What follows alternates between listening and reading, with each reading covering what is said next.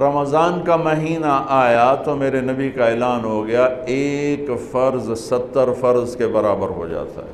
کمال. نفل فرض کے برابر. فرض اور نفل میں فرق کیا ہے؟ حضرت علی ہی کا فرمان ہے کہ جس شخص نے ایک فرض روزہ چھوڑ دیا پھر قیامت تک اس کی قضا میں نفل روزے رکھتا رہا تو ایک روزے کا یہ سارے روزے بدلہ نہیں ہو سکتے. ایک نماز چھوڑ دی اور پھر اس کی قضا میں قیامت تک نفل پڑھتا رہا تو فرض نماز کی ایک رکعت کے ایک سجدے کے برابر بھی نہیں ہے. فرض میں اتنی طاقت ہے. تو اللہ کی رحمت کیسے متوجہ ہوتی ہے کہ رمضان کے مہینے میں اللہ فرماتے ہیں میرے محبوب کی امت ہے ایک فرض کو 70 کے برابر کر دو، اور پھر فرماتے ہیں نفل کو فرضوں کے برابر کر دو، اور پھر فرماتے ہیں جو رات کو تراویح پڑھے گا دن میں روزہ رکھے گا آخری رات اسے ایسے دھو دوں گا، دھو کے پاک کر دوں گا کہ اس کے ذمے گناہ کا ایک ذرہ بھی باقی نہیں بچے گا. سب گناہ اللہ تعالیٰ اس کے معاف فرما دے گا. اور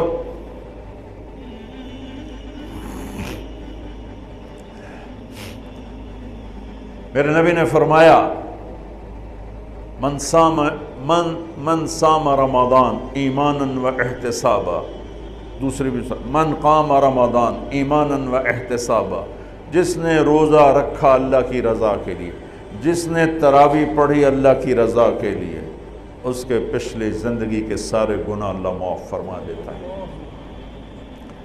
رات کا قیام کسی امت کو نہیں ملا. دیکھو روزہ سخت تھا تو ان کا قیام اللیل نہیں تھا چونکہ وہ اپنی کتاب پڑھ سکتے ہی نہیں تھے.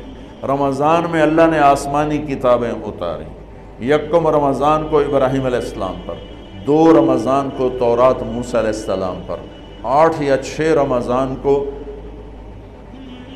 عیسیٰ علیہ السلام پر، موسیٰ علیہ السلام ان پر، داؤد علیہ السلام پر زبور کو اتارا، اور 12 یا 18 رمضان کو عیسیٰ علیہ السلام پر انجیل کو اتارا، اور 21 رمضان کو اللہ تعالیٰ نے پیر کی رات لیلۃ القدر میں غار حرا کے اندر اللہ تعالیٰ نے اپنے محبوب پر کتاب کو اتارا. وہ کتابیں فل آ گئیں، لکھی لکھائیں. قرآن فل نہیں آیا، قرآن صرف ایک سورت کے 19 الفاظ آئے بس، اور پھر 23 برس میں قرآن اترا.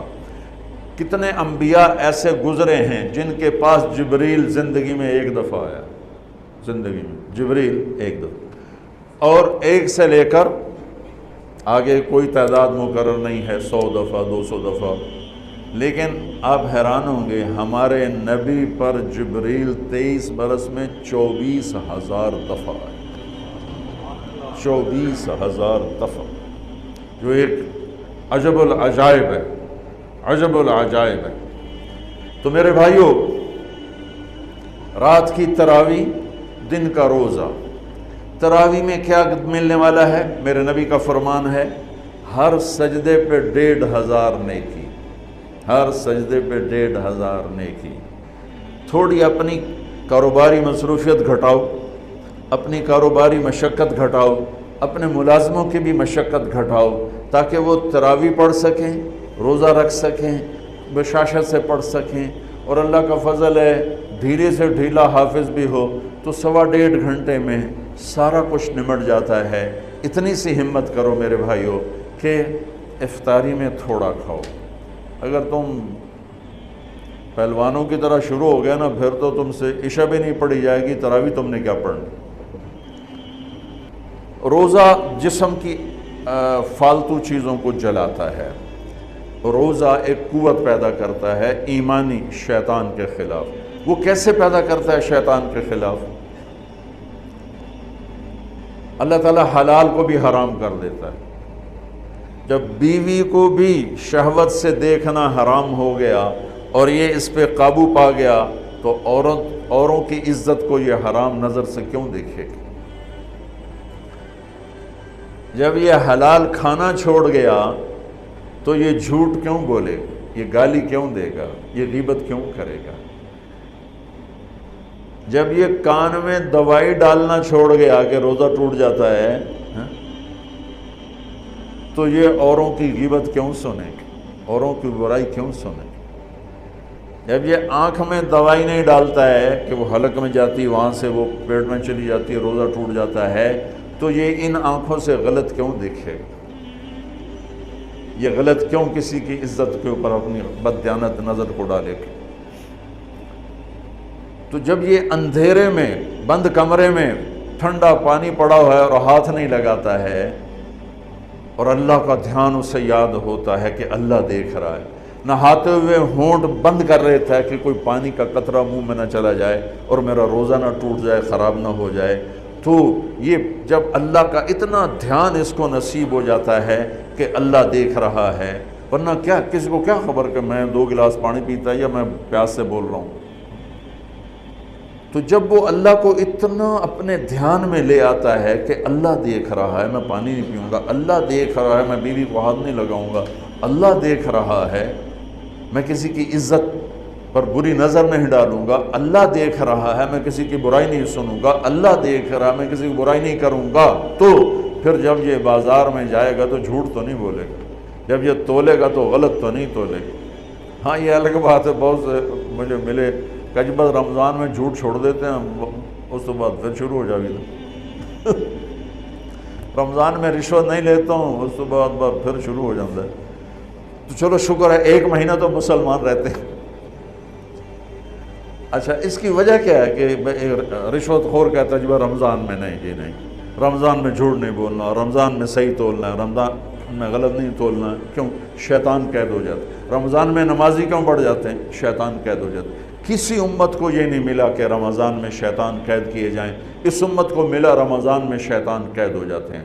کسی امت کو یہ نہیں ملا کہ رمضان میں جہنم کے دروازے بند ہو جائیں، اس امت کو ملا ہے رمضان میں جہنم کے دروازے بند ہو جاتے ہیں، جنت کے دروازے کھل جاتے ہیں۔ کسی امت کو یہ نہیں ملا کہ ان کے لیے ہر مخلوق دعا کرے، رمضان کے مہینے میں اس امت کو یہ ملا ہے کہ ان کے روزہ رکھنے والوں کے لیے چونٹیاں بھی دعا کرتی، پرندے بھی دعا کرتے ہیں، مچھلیاں بھی دعا کرتی ہیں، ہوائیں دعا کرتی ہیں، ہر شے دعا کرتی ہے روزہ رکھنے والے کی۔ اس امت کو ملا۔ کسی امت کو یہ نہیں ملا کہ آخری رات ان کی سب کی بخشش ہو جائے، اس امت کو ملا ہے کہ رمضان کی آخری رات سب کی بخشش ہو جاتی۔ کسی امت کو یہ نہیں ملا کہ جنت کی حوریں انہیں روزوں میں یاد کریں، اس امت کو ملا ہے کہ اللہ تعالیٰ جنت کو کہتا ہے کہ تو تیار ہو جا، میک اپ کر لے، میرے بندے آ رہے ہیں، دلہن بن جا، سج دھج کے مجھے دکھا دے تاکہ میں اپنے بندوں کو پیش کروں تحفے کے طور پر۔ یہ ہے تمہاری بھوک کا بدلہ، یہ ہے تمہاری پیاس کا بدلہ۔ بھوک پیاس، یہ ایک لغت کی بات یاد آ گئی۔ جس گھوڑے کو جنگ کے لیے تیار کیا جاتا تھا، جیسے آج بھی جن گھوڑوں کو ریس کے لیے تیار کرتے ہیں، انہیں تھوڑا کھلاتے ہیں، انہیں زیادہ بھگاتے ہیں۔ اور ہمارے بھی بچپن میں جب گھوڑوں کا دور تھا، ہمارے والد صاحب کے پاس ماشاءاللہ گھوڑے ہوتے تھے بڑے خوبصورت، تو ان گھوڑوں کو جب وہ تیار کرتے تھے سواری کے لیے تو پہلے ویسے ہی بھگا رہے ہوتے تھے۔ 2-4 جو ماہر لوگ تھے آج بھی میری نظروں میں آ گئے ہیں، اب تو سب قبروں میں چلے گئے، تو وہ گھوڑے کو بھگا رہے ہیں۔ میں کہتا ہے ایویں انہوں بجائی جاندے نے کی چھوٹے چھوٹے بالکل، اور پھر اس کے پیچھے نا ایک لکڑی وزن دار ڈال کے پھر اس کو خود اس لکڑی پہ بیٹھ کر پھر اس کو بھگا رہے ہیں۔ یہ کیا ہے رہے ہیں؟ اس کو سواری کے لیے تیار کر رہے ہیں۔ اگر پہلے دن ہی کاٹھی رکھ دو تو چاکے وہ مارے گا۔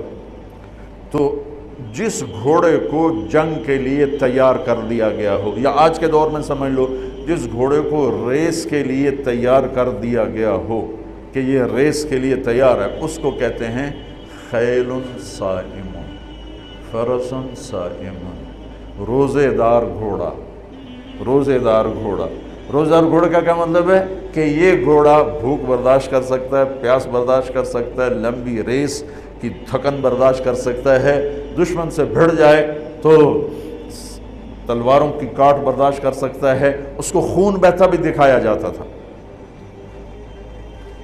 گھوڑے کو خون بہتا دکھایا جاتا تھا، زخم لگا کے اوروں کو، جانوروں کو زخم لگا کے دکھایا جاتا تھا کہ اس کی آنکھ زخم دیکھے، خون دیکھے۔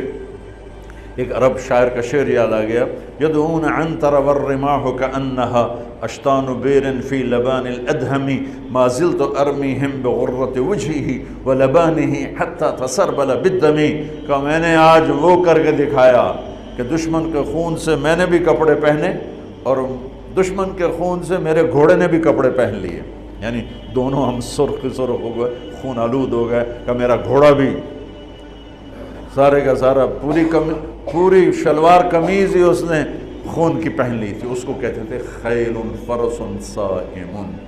تو یہ روزہ ہمیں جنگ کے لیے تیار کرتا ہے، کون سی جنگ؟ شیطان کے خلاف۔ اور دوسرا کہتے تھے سامت الریح، عرب میں ہواؤں کے جھکڑ بہت چلتے تھے، طوفان بہت آتے تھے، تو وہ اس میں بہت پریشان ہوتی ہے۔ ہمارے ہاں مئی میں بہت زیادہ آندھیاں چلتی تھی، جب درخت بہت ہوا تو درخت ہی کاٹ کے رکھ دیے، درخت بہت ہوا، آندھیاں بہت چلتی تھی، اب تو بہت کم ہو گئیں برائے، پھر بھی مئی میں کچھ نہ کچھ چلتی ہیں۔ تو جب وہ چلتی ہے تو ایک مصیبت بن جاتی ہے، تو جب وہ کھڑی ہوتی ہے تو سکھ کا سانس آتا ہے۔ تو جب وہ ہوا کے جھکڑ بند ہوتے تھے تو عرب کہتے تھے سامت الریح، شکر ہے ہوا نے روزہ رکھ لیا، یعنی ہوا تھم گئی، ہوا تھم گئی۔